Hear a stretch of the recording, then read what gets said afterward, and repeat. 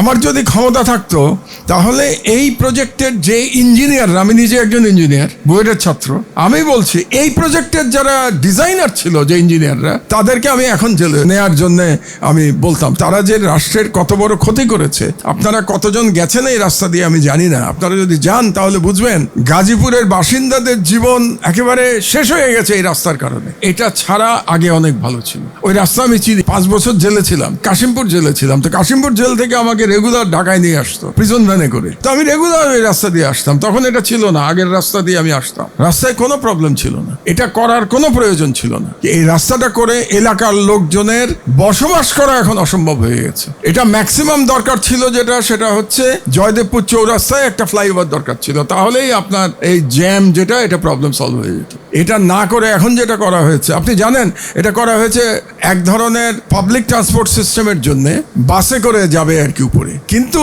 স্টেশনগুলো করা হয়েছে মানে বাস স্টেশনগুলো উল্টো দিকে, মানে দরজা যেদিকে খুলবে তার উল্টো দিকে বাস স্টেশন করা হয়েছে। তো আপনি নামবেন কি করে? তো ডিজাইনার যে ওটাও চিন্তা করে নেয় যে বাস কোন দিকে খোলে।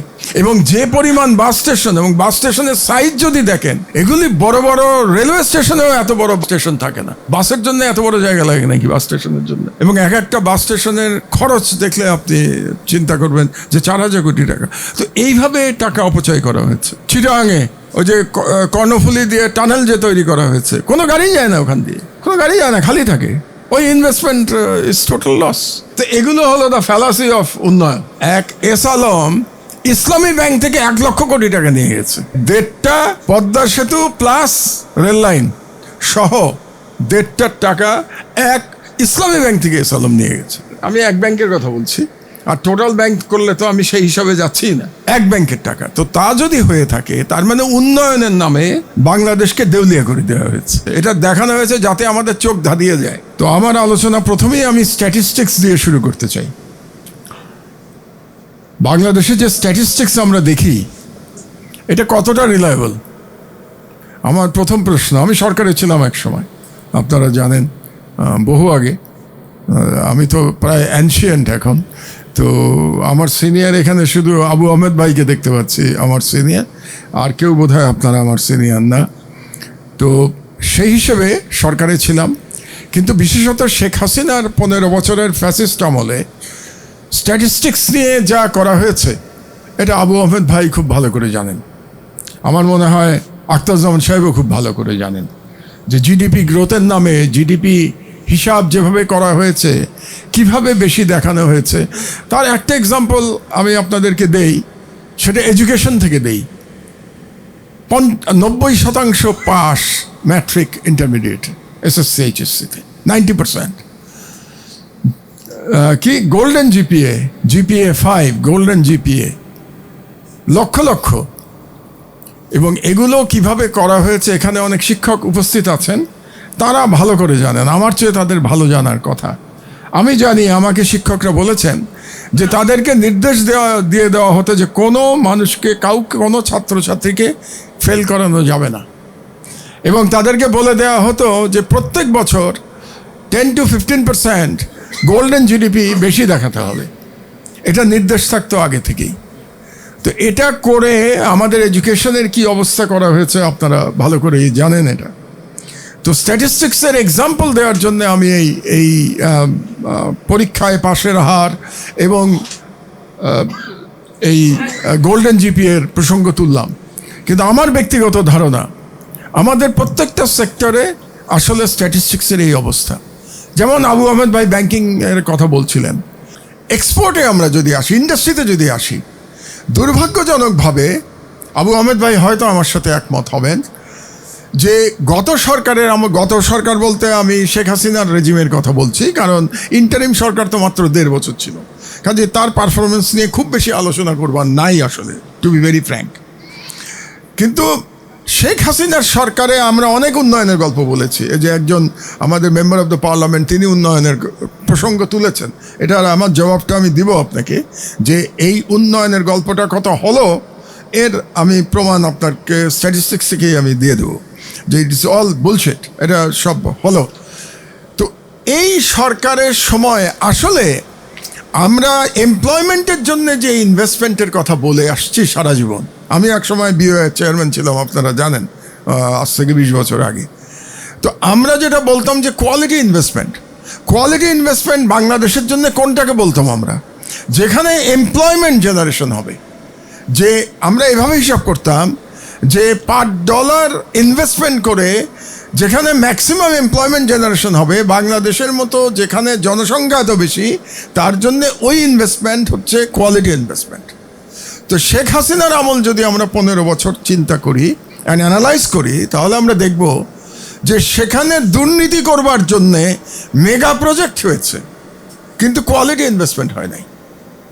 এবং ইন্ডাস্ট্রিয়াল গ্রোথ সর্বনিম্ন ছিল, ইন্ডাস্ট্রিয়াল গ্রোথ হয়ই নাই। তো ইন্ডাস্ট্রিয়াল গ্রোথ যদি না হয়, তাহলে আপনার এমপ্লয়মেন্ট হওয়া সম্ভব না। এমপ্লয়মেন্টের বাংলাদেশে বেসিক্যালি দুটো মেজর জায়গা, একটা কৃষি খাত আর একটা হচ্ছে আপনার ইন্ডাস্ট্রিয়াল খাত।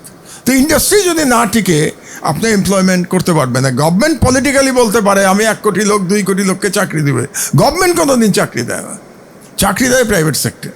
গভর্নমেন্ট কত চাকরি দেবে? এবং গভর্নমেন্ট চাকরি দেওয়াটা কোনো ভালো নিউজ না, কিন্তু আমি এটাও আপনাদেরকে বলি, সরকার চাকরি দেবে এটা দেশের জন্য ভালো না, ইকোনমির জন্য ভালো না। আমি যতটুকু ইকোনমিক্স বুঝি, আমি ইকোনমিক্স নই, বাট আমি প্র্যাকটিশনার, বিকজ আমি IB এর স্টুডেন্ট, আপনারা জানেন। সো আমি প্র্যাকটিশনার, প্রাইভেট সেক্টরে ছিলাম। সুতরাং সরকারি চাকরি কোনো ভালো খবর না। কেননা সরকারি চাকরি মানে একটু আগে যেটা ইঙ্গিত করছিলেন আবু আহমেদ ভাই, সেটা হলো আমাদের এক্সপেন্ডিচার বেড়ে যাওয়া। সরকারি চাকরি মানে বেতন দিতে হবে, সরকারি চাকরি মানে, আর এক্সপেন্ডিচার যদি বাড়ে, এক্সপেন্ডিচারের টাকা কোত্থেকে আসবে? আপনার আমার ট্যাক্সের পয়সা থেকে এক্সপেন্ডিচারের পয়সা আসবে। কাজে সরকারি চাকরিটা শুনতে ভালো লাগে ফর পলিটিক্যাল স্লোগান, কিন্তু আমি অ্যাজ এ প্র্যাকটিশনার ইকোনমিস্ট আমি ভয় পাই সরকারের চাকরি। চাকরি দেবে প্রাইভেট সেক্টর, চাকরি দেবে কৃষি খাত, চাকরি দেবে সেবা খাত, চাকরি দেবে ইন্ডাস্ট্রি। দুর্ভাগ্যের বিষয় হলো এক্সপোর্ট কমে যাচ্ছে, that's a bad sign. Export কমে যাওয়ার অনেক কারণ আছে, তার মধ্যে একটা বেসিক কারণ হলো যে আমরা গত 20-25 বছরে আমরা এক্সপোর্ট বাস্কেটটাকে ডাইভার্সিফাই করতে পারি নাই। তো এক্সপোর্ট বাস্কেট যদি আমি ডাইভার্সিফাই করতে না পারি, তাহলে আমার এক্সপোর্ট কোত্থেকে হবে? কেমনে পারবে এক্সপোর্ট?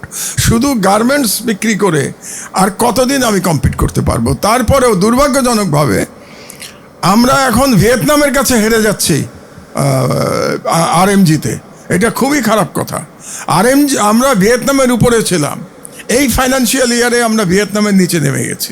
এটা যারা এখানে গার্মেন্টসের যদি কেউ থাকেন তিনি জানবেন যে আমি ঠিক কথা বলেছি।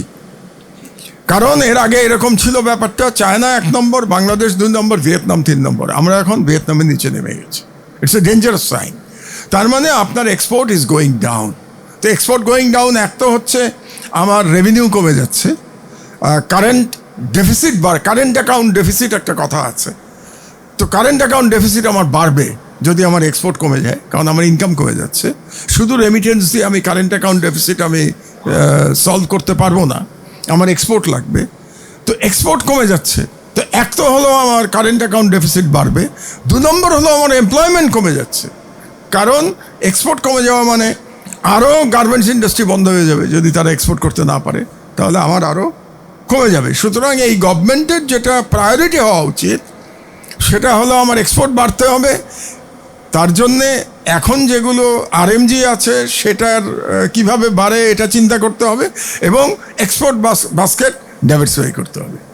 So that's a job, big job.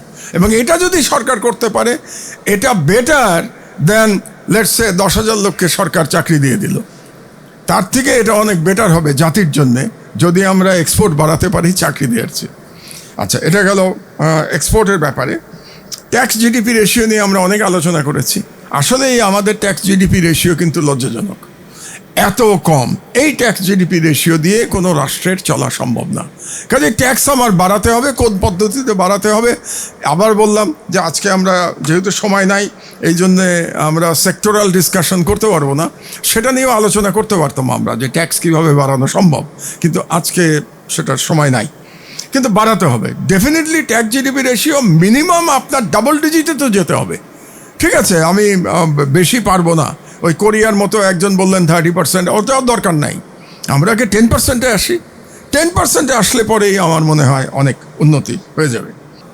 আরেকটা এক্সাম্পল দিই, আপনাদের একদম পাশে সোকল্ড বিআরটি প্রজেক্ট, এই যে একটা so-called flyover or what ever elevated expressway করা হয়েছে আপনার উত্তরা থেকে গাজীপুর পর্যন্ত, এই পুরো টাকাটা করে এলাকাকে ধ্বংস করে দেওয়া হয়েছে। এবং এখানে সব মিলে বোধহয় 4,000 কোটি টাকা এখানে ইনভেস্টমেন্ট। ওটা এখন পর্যন্ত এটা মানে শুরু করা যায় নাই, এটা কোনোদিন শুরু করা যাবে না, because the design is wrong.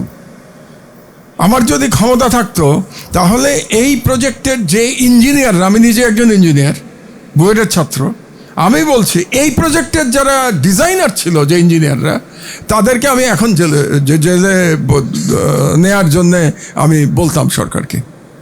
কারণ তারা যে রাষ্ট্রের কত বড় ক্ষতি করেছে, আপনারা কতজন গেছেন এই রাস্তা দিয়ে আমি জানি না, আপনারা যদি যান তাহলে বুঝবেন যে গাজীপুরের বাসিন্দাদের জীবন একেবারে শেষ হয়ে গেছে এই রাস্তার কারণে। এর থেকে আগে এটা ছাড়া আগে অনেক ভালো ছিল।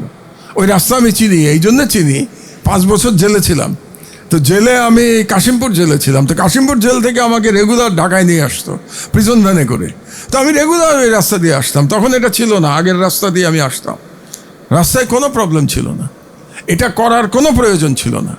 এই রাস্তাটা করে এলাকার লোকজনের বসবাস করা এখন অসম্ভব হয়ে গেছে। এটা ম্যাক্সিমাম দরকার ছিল যেটা, সেটা হচ্ছে জয়দেবপুর চৌরাস্তায় একটা ফ্লাইওভার দরকার ছিল, তাহলেই আপনার এই জ্যাম যেটা, এটা প্রবলেম সলভ হয়ে যেত। এটা না করে এখন যেটা করা হয়েছে, আপনি জানেন এটা করা হয়েছে এক ধরনের পাবলিক ট্রান্সপোর্ট সিস্টেমের জন্যে, বাসে করে যাবে আর কি উপরে, কিন্তু স্টেশনগুলো করা হয়েছে মানে বাস স্টেশনগুলো উল্টো দিকে, মানে দরজা যেদিকে খুলবে তার উল্টো দিকে বাস স্টেশন করা হয়েছে। তো আপনি নামবেন কী করে? তো ডিজাইনার যে ওটাও চিন্তা করে নেয় যে বাস কোন দিকে খোলে। এবং যে পরিমাণ বাস স্টেশন, এবং বাস স্টেশনের সাইজ যদি দেখেন, এগুলি বড় বড় রেলওয়ে স্টেশনেও এত বড় স্টেশন থাকে না, বাসের জন্য এত বড় জায়গা লাগে নাকি বাস স্টেশনের জন্য। এবং এক একটা বাস স্টেশনের খরচ দেখলে আপনি চিন্তা করবেন যে 4,000 কোটি টাকা। তো এইভাবে টাকা অপচয় করা হয়েছে। চিটাগাঙে ওই যে কর্ণফুলি দিয়ে টানেল যে তৈরি করা হয়েছে, কোনো গাড়ি যায় না ওখান দিয়ে, কোনো গাড়ি যায় না, খালি থাকে। ওই ইনভেস্টমেন্ট ইজ টোটাল লস। তো এগুলো হলো দ্য ফ্যালাসি অফ উন্নয়ন। তো উন্নয়নের নামে এই সব জিনিসপত্র করা হয়েছে। তো সুতরাং আমরা আশা করতে চাই যে প্রেজেন্ট গভর্নমেন্ট এই উন্নয়নের ফাঁদের মধ্যে পড়বে না, এই ট্র্যাপের মধ্যে, উন্নয়নের ট্র্যাপে পড়ার কোনো দরকার নাই, উন্নয়নের ট্র্যাপে পড়বে না, এই উন্নয়নের ট্র্যাপে পড়ার কোনো প্রয়োজন নাই। যে কোনো ইনভেস্টমেন্টের আগে অবশ্যই তার রেট অফ রিটার্ন এবং রিটার্ন আদৌ হবে কি না এটা আমাদের চিন্তা করতে হবে। আমি আর খুব বেশি আগাবো না আমার বক্তব্য। Inflation is a big problem. Inflation কিন্তু আমাদের 9% পার হয়ে গেছে ইনফ্লেশন অলরেডি, এবং ডাবল ডিজিটে যদি চলে যায় তাহলে সাধারণ মানুষের জন্য টিকে থাকা মুশকিল হয়ে যাবে। কাজেই যেই বাজেটই করা হোক না কেন, তার মধ্যে একটা টার্গেট থাকতে হবে, how to control the inflation.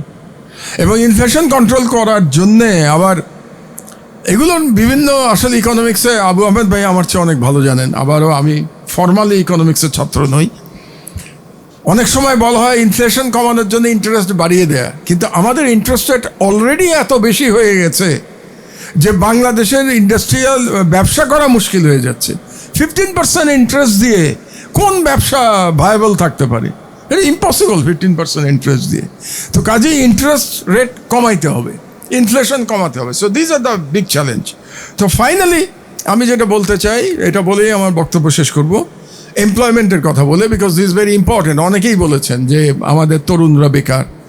তো এমপ্লয়মেন্ট করতে গেলে দুটো জিনিস আমাদের করতে হবে, এটা নিয়ে সবারই আলোচনা করা দরকার। 1 নম্বর হচ্ছে আমার ইনভেস্টমেন্ট করতে হবে নতুন নতুন, মানে যেটা বলে যে ইনভেস্টমেন্টের ফলে মানুষের কর্মসংস্থান হবে, ইন্ডাস্ট্রিয়ালাইজেশন লাগবে, বিনিয়োগ লাগবে, ইন্ডাস্ট্রিয়াল সেক্টরে বেশি বিনিয়োগ লাগবে, এবং যেগুলোকে বলে labour intensive project, labour intensive প্রজেক্টে আমাদের বিনিয়োগ করা দরকার। এটা বললে অনেকে বলবেন যে আমি এখনও পুরনো দুনিয়াতে বাস করছি, এখনও লেবার ইন্টেন্সিভের কথা বলি। বাট বাংলাদেশের রিয়ালিটি আমাদেরকে চিন্তা করতে হবে। বাংলাদেশের রিয়ালিটি চিন্তা করলে লেবার ইন্টেন্সিভকে অবশ্যই আমাদেরকে সমর্থন করতে হবে এক। আর তার সঙ্গে একই সাথে স্কিল ম্যান পাওয়ার ডেভেলপ করতে হবে। আপনার এমপ্লয়মেন্ট করতে হলে স্কিল ম্যান পাওয়ার ছাড়া আপনি এমপ্লয়মেন্ট করতে পারবেন না। এবং স্কিল ম্যান পাওয়ার করতে গেলে এগেইন আমাদের যে এডুকেশনকে ধ্বংস করা হয়েছে 15 বছর ধরে, এটার খুব কুইক রিফর্মসের দরকার হবে, যাতে করে আমরা বেটার প্রোডাক্ট পেতে পারি। কারণ স্কিল ম্যান পাওয়ার পেলে শুধু যে আমার ইন্ডাস্ট্রিতে সুবিধা হবে তাই না, আমাদের যে বাইরে থেকে যে আমরা রেমিটেন্স পাচ্ছি সেখানেও আমরা স্কিল ম্যান পাওয়ার যদি পাঠাতে পারি তাহলে সেই রেমিটেন্সের অ্যামাউন্টটাও বেড়ে যাবে। তাতে করে আমি মনে করি যে আমাদের ইকোনমির জন্য একটা সুবিধাজনক অবস্থায় আমরা যেতে পারি।